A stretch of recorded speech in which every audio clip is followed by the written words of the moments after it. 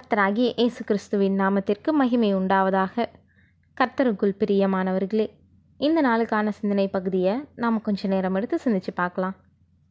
பல சபைகளில் இன்றைக்கும் பிசாசை துரத்துறோன்ட்டு பல பேர் வேடிக்கைகளை காட்டுறதை நம்ம டிவியிலையும் நேரடியாகவும் பார்க்க முடியும்.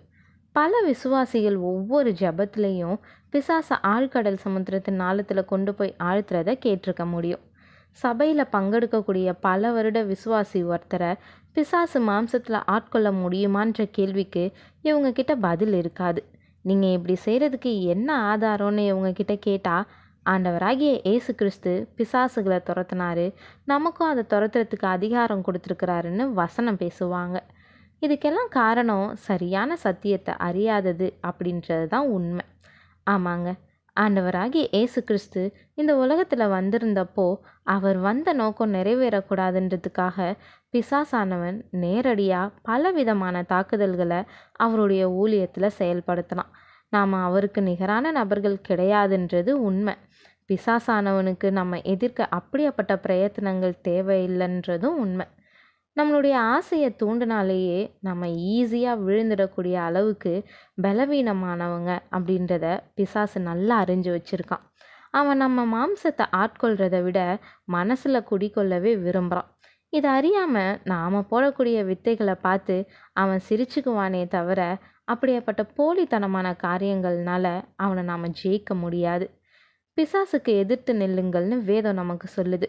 பிசாசுடைய தந்திரங்கள் தெரியாத ஒரு விசுவாசி இருப்பாருன்னா அது ஆபத்தானது. அவன் எந்த இடத்துல நம்மளை வஞ்சிக்கலான்னு வகை பார்த்துக்கிட்டு இருப்பான். நம்ம கவனமாக இல்லைன்னா நம்மளை வீழ்த்திடுவான். நம்மக்கிட்ட நேரடியாக போரிட மாட்டான். அவன் தந்திரசாலின்றதை நம்ம மறக்கக்கூடாது. அதனால் அந்த தந்திரங்களை நாம் எப்படி எதிர்கொள்கிறதுன்றத இன்றைக்கி ஒரு உதாரணத்தின் மூலயமா நேரம் எடுத்து சிந்திப்போம். அமெரிக்காவில் ஒரு இந்திய டாக்டர் ஒரு மருத்துவமனையை துவங்கினார். கஸ்டமர்களை கவர்ந்து இழுக்கிறதுக்காக ஒரு அறிவிப்பை வெளியிட்டார். எந்த நோயை வேணுனாலும் குணமாக்குவேன், யாரை வேணுனாலும் சுகமாக்குவேன்னு கலக்க ஆரம்பிச்சிட்டாரு. அதில் முக்கியம் என்னென்னா, நோயாளிக்கு நோய் குணமானா 300 ரூபாய் வசூல் செய்யப்படும், நோய் தீரலன்னா 1000 ரூபாய் தரப்படும்னு அறிவித்தார். இதனால் ஏற்கனவே இருந்த வைத்தியர்களுக்கு வியாபாரம் படுக்க ஆரம்பிச்சிருச்சு. என்னென்னமோ பண்ணி பார்த்தாங்க, வேலைக்கே ஆகலை. ஒரு நாள் மாறு வேஷம் போட்டுக்கிட்டு இவரை எப்படியாவது கவிழ்க்க திட்டமிட்ட ஒரு அமெரிக்க டாக்டர் அவரை போய் பார்த்தாரு. டாக்டர் ஐயா, எனக்கு எதை சாப்பிட்டாலும் ருசியே தெரிய மாட்டேங்குது, நீங்கள் தான் குணமாக்கணும்னு சொன்னார். எந்த மருந்து கொடுத்தாலும் குணமாகலைன்னு சொல்லி அதிசய டாக்டர் பேரை ரிப்பேர் ஆக்கணும், அடுத்து அந்த 1000 ரூபாயை வாங்கிடணுன்றது அவருடைய திட்டம். இந்திய டாக்டருக்கு என்ன பண்ணுறதுனே தெரியல. ரொம்ப நேரம் யோசிச்சார்.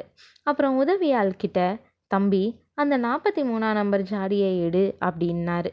அதில் இருந்த லேகியத்தை வழித்து சர்தார் நாக்கில் தடவுனார். அவர் கொஞ்சம் சாப்பிட்டு பார்த்துட்டு, ஐயோ இது எருமை சாணி அப்படின்ட்டு கோபமாக கத்துனார்.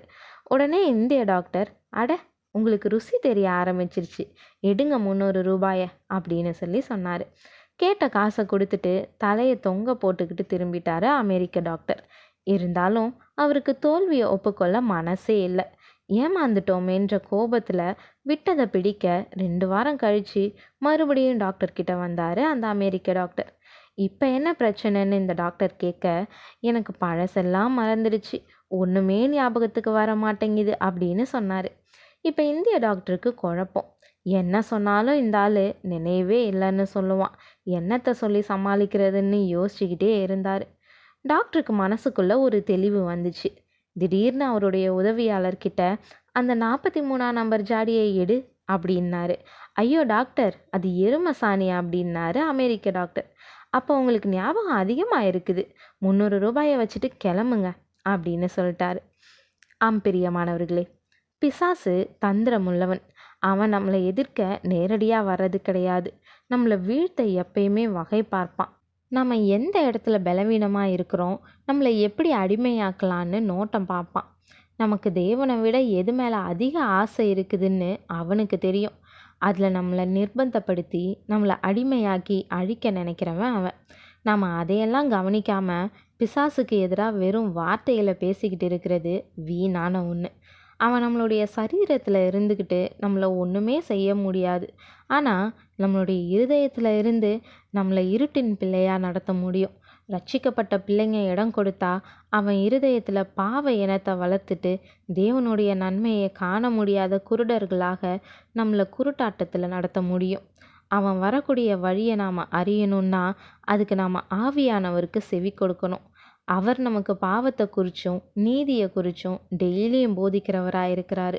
நம்ம பலவீனமானவங்கன்றதுனால தேவன் நமக்கு பலமுள்ள ஆவியை கொடுத்துருக்கிறாரு. ஆவியானவருக்கு கீழ்ப்படியக்கூடிய யாரும் பிசாசை ஜெயிக்கக்கூடிய வல்லமையுடையவங்க தான். இதுக்குன்னு விசேஷித்த வரம் பெற்ற ஊழியர்கள் ஜெபிச்சா நம்மக்கிட்ட இருக்கக்கூடிய பிசாசு வெளியேற்றப்படுவான்ற மாயையிலிருந்து நம்ம ஃபஸ்ட்டு வெளியில் வரணும். சத்தியத்தையும் அறிவீர்கள், சத்தியம் உங்களை விடுதலையாக்கும்னு நம்ம வாசிக்கிறோமே. சாத்தானாலே நாம் மோசம் போகாதபடிக்கு அப்படி செய்தேன், அவனுடைய தந்திரங்கள் நமக்கு தெரியாதவைகள் அல்லவேன்னு பவுல் 2 கொரிந்தியர் 2:11 சொல்கிறது போல அவன் தந்திரங்களை தெரிஞ்சு நாம் அதுக்கு எதிர்த்து நிற்க கற்றுக்கொள்ளலாம். தேவன் தாமே கிருபையும் தயையும் செய்வாராக. ஆமேன்.